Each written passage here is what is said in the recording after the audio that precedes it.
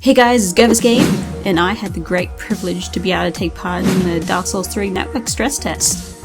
So let me tell you, it was an awesome experience. The graphics, the sound, and the screams I made as I died to my first enemy, ugh, dear god. We started the test being able to choose from 4 different classes: the Wanderer Knight, the Northern Warrior, the Herald of White, and the Academy Assassin.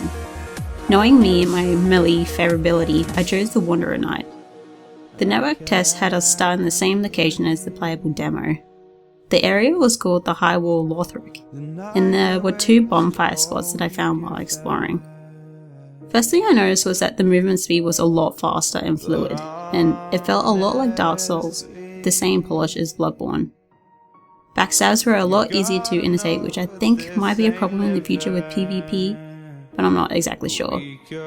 I found that firebombs that we were able to pick up during the level currently weren't creating as much damage, unlike in previous Soul games.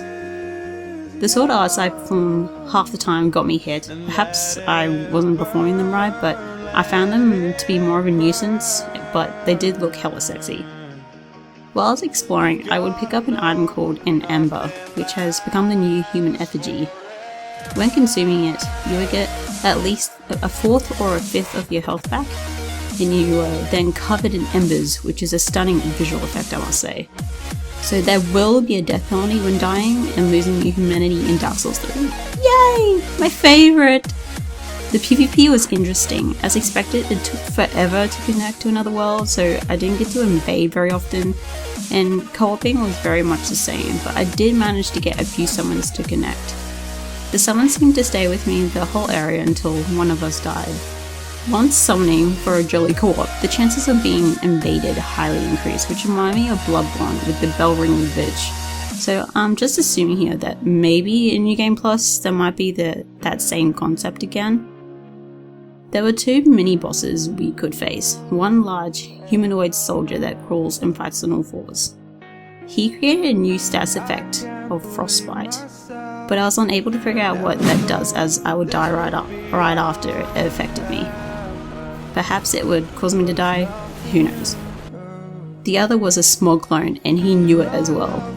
His swings were slow and he didn't hit too hard, so I was able to get behind him and backstab him, which did massive damage. Then we had the area boss, Dancer of the Frigid Valley, and the fight cinematic reminded me of the one Reborn cinematic from Bloodborne, as it drips down from the ceiling.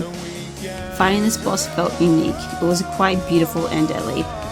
I quickly learned to tackle this boss, you need to be right under it and continue to circle around it.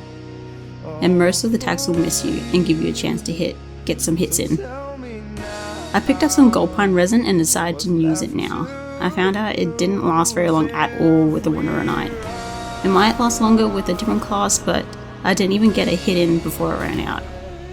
Once you have slayed the dancer, you claim the dancer's soul. Playing around with other characters, I found out that you start off with a different number of S's and Ash Estus. So there might be a stack configuring how many you can carry, or maybe it was just the purpose of the test. Interesting idea nonetheless. The spell animations looked amazing, and the spamming ability of the spells was OP at times. I had great fun playing day 1 of the network test, now to enjoy the rest of it and to look forward to the release in April next year. Remember to like and sub, guys, and keep on gaming, my friends. Bye!